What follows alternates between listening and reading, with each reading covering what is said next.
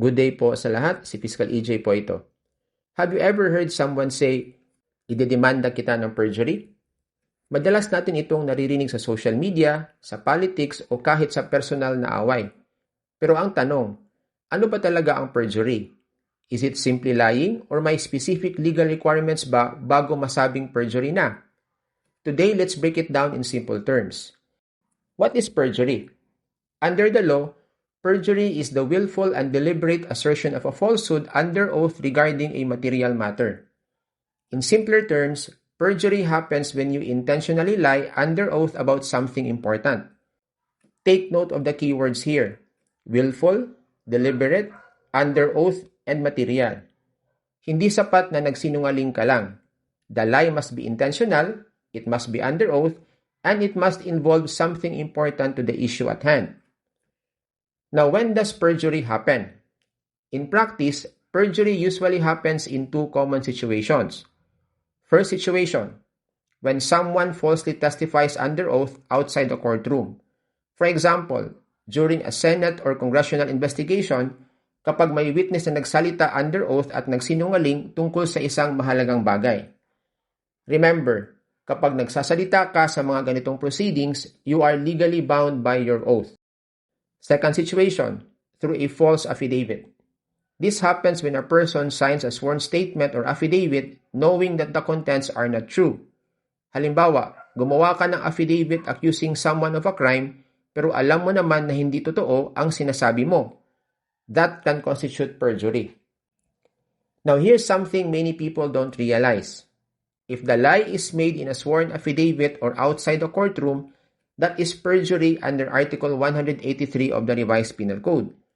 But if the lie is made while testifying in court during trial, the crime becomes false testimony under Articles 180, 181, or 182 of the Revised Penal Code. So magkaibang provisions sila sa batas even though both involve lying under oath. The four elements of perjury. For someone to be convicted of perjury, four elements must be present. Since all elements must exist, it follows that if one element is missing, then perjury cannot be established. First element, the offender made a statement under oath outside the courtroom or executed an affidavit on a material matter. Ibig sabihin, hindi lahat ng kasinungalingan ay perjury. The false statement must involve a material matter, meaning something that can affect the outcome or resolution of the issue. Let's look at two examples. Example of perjury. Suppose you execute an affidavit claiming that someone robbed you, even though you know that no robbery actually happened. That statement is material because it becomes the basis for filing a criminal case for robbery or theft. So if the statement is intentionally false, then you can be held liable for perjury. Example of something that is not perjury. Let's say in that same affidavit, you lied about your civil status. You said you were single, even though you are actually married. Technically, that is still a lie. But if your civil status has no relevance to the robbery case, then it is not considered a material matter. And if it's not material, perjury cannot arise from that statement alone. Let's go to the second element. The oath must be administered by a competent officer. This means the oath must be taken before someone who has legal authority to administer an oath. For example, a notary public, a prosecutor, a judge, or another authorized officer. Kung hindi authorized ang taong nag-administer ng oath, then there is no perjury. Third element, the false statement must be willful and deliberate. In other words, alam mong mali ang sinasabi mo pero sinabi mo pa rin.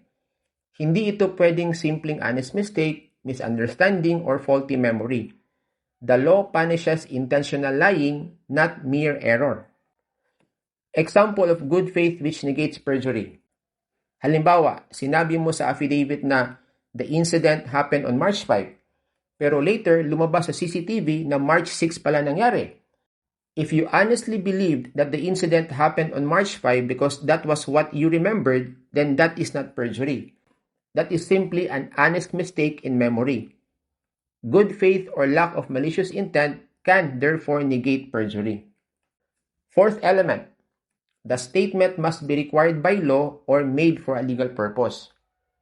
Even if no specific law requires the affidavit, it is sufficient if the statement was made for a legal purpose. Here are examples of affidavits required by law or made for a legal purpose. Affidavits submitted in preliminary or inquest investigations before the prosecutor, affidavits attached to a complaint for ejectment, or statement of assets, liabilities, and net worth or SALN. If someone intentionally lies in these sworn statements, then perjury can arise.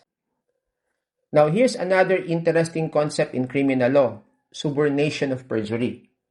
This involves inducing or convincing another to commit the crime of perjury. For example, imagine this situation.